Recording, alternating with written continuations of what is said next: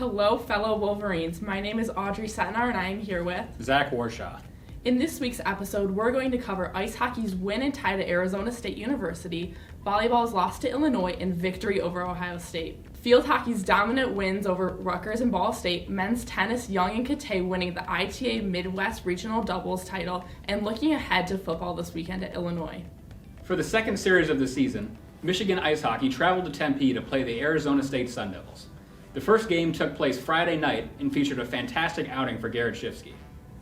The sophomore scored the first goal of the game off a one-timer towards the end of the first period to make it a 1-0 game heading into the first intermission. Less than a minute into the second period, Shifsky struck again with a shorthanded goal to make it a 2-goal game. Before that penalty was even over, ASU drew a penalty of their own to bring about 4-on-4 play before Michigan went on the power play. The Wolverines' power play was also cut short, but with a goal off a redirection from freshman superstar Michael Hage. Hage redirected a shot from alternate captain TJ Hughes.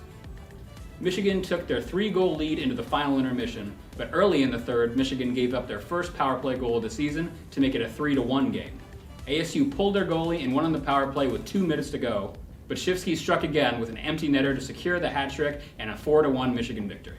On Saturday night, Michigan looked to win again and earn the sweep against the Sun Devils. After a scoreless first period, defenseman Tyler Duke netted his first goal of the season to put the Wolverines up. However, ASU was able to score towards the end of the period to make it a 1-1 game entering the third. 6 minutes into the period, Philippe Lapointe scored a top-shelf goal off a saucer pass from Garrett Shifsky to put the Wolverines up by 1. About 8 minutes later, Michael Hage scored a goal to widen the lead to 2 with a little over 5 minutes remaining. This was Hage's 6th point in what has been the first 4 games of his collegiate career. Even with Hage's goal, Arizona State pulled their goalie on a power play and scored with less than a minute to bring the score 3-2. A mere 16 seconds later, ASU shocked the Wolverines by scoring from the neutral zone and sending the game into overtime. Despite outshooting the Sun Devils 6-1 in overtime, no goals were scored and the game ended officially as a draw. Arizona State won the shootout, but shootouts do not count towards official results in college hockey. This weekend, the now number 10 Wolverines return to Yost to host the number 13 team in the country, the St. Cloud State Huskies. Sliding onto the court, our volleyball team faced Illinois and Ohio State this past weekend. Starting out at home, our Wolverines welcomed the Fighting Illini to the Chrysler Center. Throughout the whole match, Allison Jacobs led the team with 13 kills. Jackie Boney and Serena Nyambio combined for 10 kills and just 1 error, and Morgan Burke had 29 assists and 3 aces. Michigan and Illinois went back and forth for points in the first set, until Illinois won the first, second, and the third sets. This was the first and only time this season that the Wolverines lost in 3 sets. After the tough match against Illinois, the Wolverines reluctantly traveled to Columbus, Ohio to face the Buckeyes in a Big Ten thriller. Throughout the match, Valle had 13 kills and 17 digs, Burke had 41 assists and 19 digs, and Maddie Cochran had a team-leading 26 digs in the match. Attack errors plagued the opponent with 3 straight errors tying the first set at 24-24 until a kill from Nyambio and yet another Buckeye attack error won them the set 26-24. The second set was a back-and-forth battle with 14 ties and 11 lead changes and was brought once again to a tie at 23-23 until an ace from Cochran to reach set point and a kill from Jacobs gave Michigan the 25-23 set win. The Wolverines ended up losing the third set but came back to win the fourth set thanks to kills from Jacobs and even more Buckeye errors. Michigan won the fourth set 25-21, winning the match 3-1. The Wolverines return home for a 2-game homestand, starting with Washington on Friday, October 18th at 7 p.m., and then number 6 ranked Wisconsin on October 20th at 7:30, both in the Chrysler Center. Flying over to the Phyllis Ocker Field, our women's field hockey team continues to amaze as they move up to rank number 5 after dominant wins over Rutgers and Ball State. The Wolverines beat Rutgers 4-0 and Ball State 4-0 as well, making them 10-1 this season, with 5 of their last 6 games being shutouts thanks to our great defense, capstoned by goalkeepers Hollis Silverstein and Kaylee McMahon, who saw only 2 shots on goal against Rutgers and 0 against Ball State. Abby Tamer also earned Big Ten Offensive Player of the Week with 2 goals in Michigan's home win last weekend. The Wolverines travel to the East Coast next week for Big Ten play at number 16 Penn State and number 8 Maryland. Over the weekend, the men's tennis team traveled to East Lansing for the ITA Midwest Regional Tournament. The trip saw senior Gavin Young and junior Benjamin Kate win the ITA Midwest Regional Doubles Championship, securing their qualifications for the NCAA National Doubles Championship in November. The duo defeated pairs from Northern Illinois and Notre Dame 8-3 before knocking off a pair from Illinois 8-6 in the quarterfinals. After beating a duo from Michigan State in 3 sets, they would knock off another pair from Illinois, winning the third set 15-13. The Wolverines weren't as sharp in singles play, with Young's quarterfinal appearance being the best of the bunch.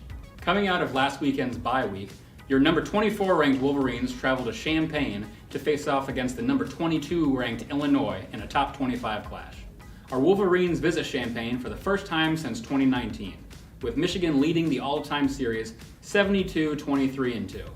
The Fighting Illini sit at 5-1 overall and 2-1 in Big Ten play this year, averaging 382 yards per game on offense, but surrendering 149 rushing yards per game, a weakness the Wolverines must capitalize on if they hope to win. The Fighting Illini are led by head coach Brett Bielema and junior quarterback Luke Altmaier, who has thrown for 1,426 yards, 14 touchdowns, and just 1 interception this year. We could only pray for a quarterback to have numbers like these. Anyway, hopefully this bye week has given Sharon Moore enough time to fix the passing offense, whether that's starting Jack Tuttle or giving Orgia Warren more chances to fix their previous mistakes. Regardless, tightening up on defense and relying on Khalil Mullins and Donovan Edwards seems like the keys to success for our Wolverines in this difficult top 25 road game. Think there's a deeper metaphor there? Run through a motherfucker face. Then you don't have to worry about him no more. So Zach, I don't know if you watched that Lions game, amazing win, but a very unfortunate injury for Michigan alumni Aiden Hutchinson. What is your opinion on that? Yeah, it was nice seeing them destroy the Cowboys. However, seeing Aiden Hutchinson's legs snap like a silly band is not ideal. Obviously, a Michigan legend, you want him to recover immediately. Like, our prayers go up to him, obviously. I mean, I was watching it live. I got immediate flashbacks to what happened with Zach Zinter in the Ohio State game. But 2 weeks later, he was on the sidelines in crutches, so I can only hope that for Aiden Hutchinson as well. I don't think he'll be back in 2 weeks, but the Lions need to make a move now. Bring back Max Crosby, the Eastern Michigan guy. Right. Do something, because you got to replace him. He's the key part of that Lions defense. For sure. So, Zach, what are you looking forward to in this game against Illinois coming off that Washington loss?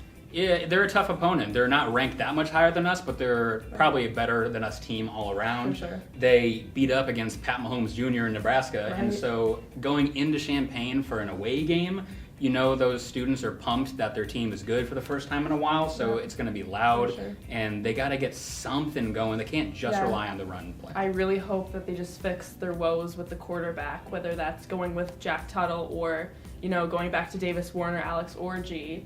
I just hope that we can really get a grip on this quarterback situation. Let's get spicy. Let's play Jaden Davis. Right. Let's put him in. We let's can't get any worse. Let's do it. Once again, thank you for watching Wolv TV Sports Center. I'm Zach Warshaw. And I'm Audrey Setnar. And who's got it better than us? Nobody.